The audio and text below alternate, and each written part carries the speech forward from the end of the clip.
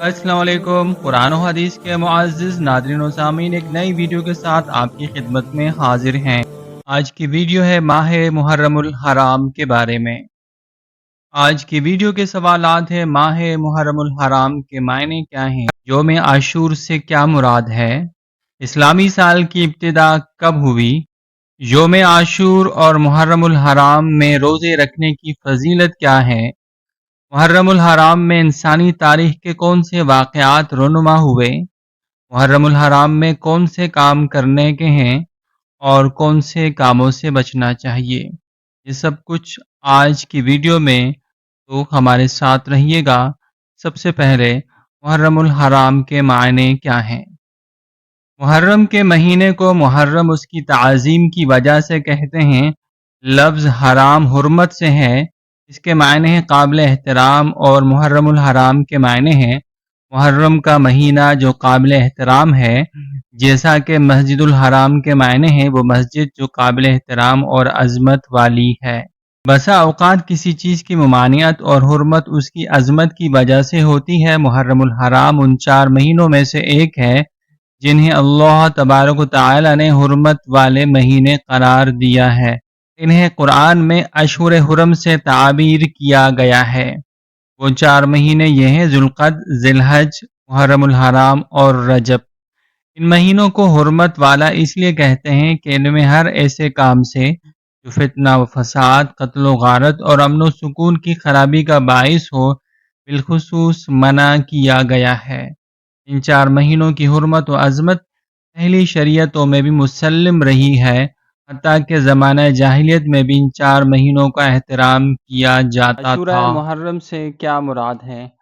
لفظ عاشورہ عربی کے لفظ عشر سے نکلا ہے، جس کے معنی 10 کے ہیں، تو عاشورہ محرم سے مراد محرم الحرام کی 10ویں تاریخ ہے۔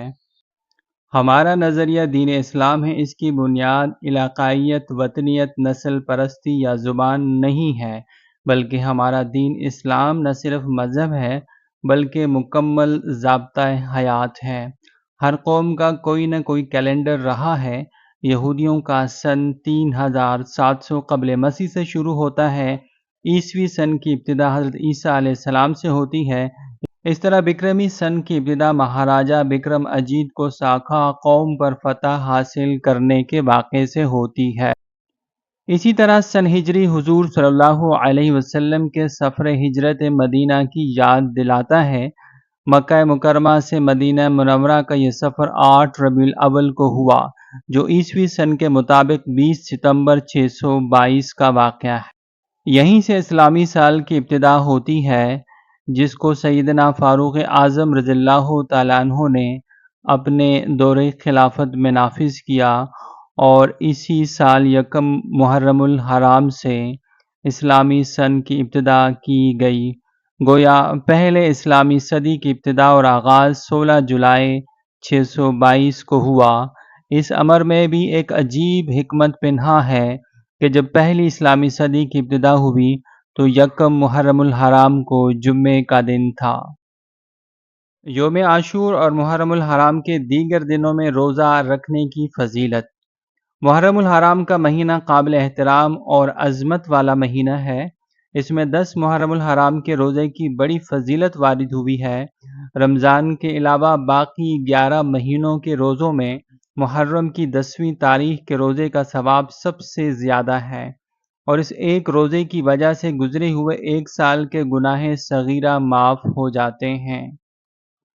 اس کے ساتھ 9ویں یا 11ویں تاریخ کا روزہ رکھنا بھی مستحب ہے، اور یوم عاشور کے علاوہ اس پورے مہینے میں بھی روزے رکھنے کی فضیلت احادیث میں وارد ہوئی ہے، اور آپ صلی اللہ علیہ وآلہ آلہ وسلم نے ماہ محرم میں روزہ رکھنے کی ترغیب دی ہے۔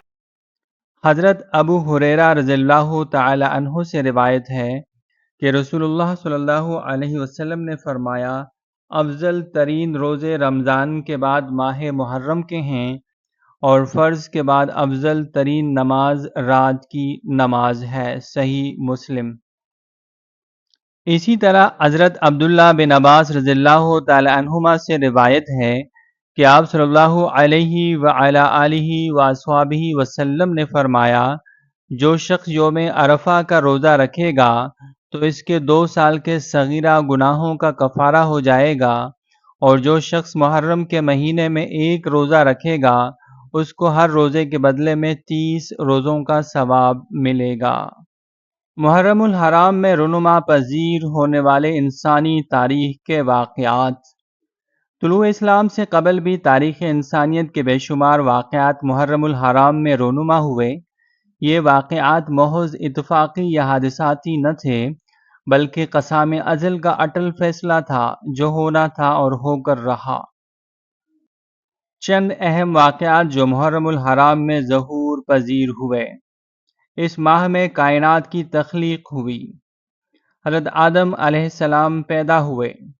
حضرت آدم علیہ السلام کی توبہ قبول ہوئی۔ حضرت آدم علیہ السلام کو خلافت کا تاج پہنایا گیا۔ سیدنا ادریس علیہ السلام کو درجات عالیہ عطا ہوئے۔ حضرت نوح علیہ السلام کی کشتی جودی پہاڑی پر ٹھہری۔ سیدنا ابراہیم علیہ السلام کو منصب و مقام خلیل سے سرفراز فرمایا گیا۔ حضرت سیدنا یوسف علی نبینا و علیہ السلام کو جیل سے رہائی ملی۔ حضرت یعقوب علیہ السلام کی بینائی لوٹائی گئی۔ حضرت سیدنا یونس علی نبینا و علیہ السلام کو مچھلی کے پیٹ سے رہائی ملی۔ کلیم اللہ حضرت موسیٰ علیہ السلام کو کامیابی عطا ہوئی، اور اسی مہینے فرعون غرق نیل ہوا۔ اسی مہینے میں حضرت سیدنا عیسیٰ علی نبینا و علیہ السلام کو آسمان پر زندہ اٹھایا گیا۔ محرم الحرام کی 10ویں تاریخ کو قیامت آئے گی۔ اسی ماہ یوم عاشوراء کو اہل مکہ خانہ کعبہ پر غلاف چڑھاتے تھے اور اس دن کو یوم الزینہ کہتے تھے۔ اسی ماہ امام الانبیاء خاتم المعصومین سیدنا محمد رسول اللہ صلی اللہ علیہ وسلم کی ولادت سے چند سال قبل ابرہہ بیت اللہ پر حملے کی نیت سے نکلا تو اللہ نے ابابیلوں کا لشکر بھیج کر اسے تباہ و برباد کر دیا۔ اور ظہور اسلام کے بعد ماہ محرم میں جو واقعات رونما ہوئے ان پر طائرانہ نظر ڈالتے ہیں۔ شب ابی طالب کی محصوری جو 1 محرم سن 4 نبوی کو شروع ہوئی۔ حضرت علی رضی اللہ تعالیٰ عنہ اور حضرت سیدہ فاطمہ رضی اللہ تعالیٰ عنہ کا نکاح اسی مہینے ہوا۔ حضور پاک صلی اللہ علیہ وسلم کی صاحبزادی سیدہ ام کلثوم کا نکاح سیدنا عثمان غنی رضی اللہ تعالیٰ عنہ سے اسی مہینے ہوا۔ سلاطین عالم کو دعوت اسلام سن 7 ہجری میں اسی مہینے میں دی گئی۔ غزوہ خیبر سن 7 ہجری کو اسی مہینے میں رونما ہوا۔ ام المومنین حضرت سیدہ صفیہ رضی اللہ تعالی عنہا کا نکاح حضور نبی پاک صلی اللہ علیہ وسلم سے اسی مہینے ہوا۔ خلیفہ سوم سیدنا عثمان غنی رضی اللہ تعالیٰ عنہ کو خلافت 1 محرم سن 24 ہجری میں نصیب ہوئی۔ حضرت سیدنا علی المرتضی رضی اللہ تعالیٰ عنہ کو خلافت اسی مہینے میں نصیب ہوئی۔ 10 محرم الحرام سن 61 ہجری کو کربلا کے میدان میں امام علی مقام حضرت حسین رضی اللہ تعالی عنہ نے جام شہادت نوش فرمایا، اور مسجد نبوی کی توسیع سن 161 ہجری میں اسی مہینے میں ہوئی۔ محرم الحرام میں کرنے کے کام۔ اس ماہ میں چند کاموں کا خصوصی اہتمام کرنا چاہیے۔ نمبر 1 یوم عاشوراء کا روزہ رکھنا۔ نمبر 2 گھر والوں پر خرچ میں توسیع کرنا۔ نمبر 3 فرائض کا اہتمام اور نفلی عبادات بکثرت کرنا۔ نمبر 4 گناہوں سے بچنے کی کوشش کرنا۔ نمبر 5 اتباع سنت کا التزام کرنا یعنی اہتمام کرنا۔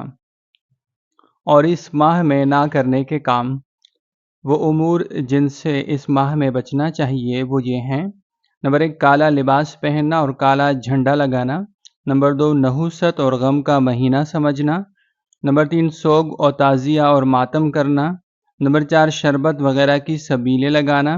نمبر 5 دیگر من گھڑت رسموں کو اپنانا۔ معزز ناظرین و سامعین، یہ تھی محرم الحرام کے حوالے سے ویڈیو۔ ملتے ہیں ایک نئی ویڈیو میں، تب تک کے لیے السلام علیکم۔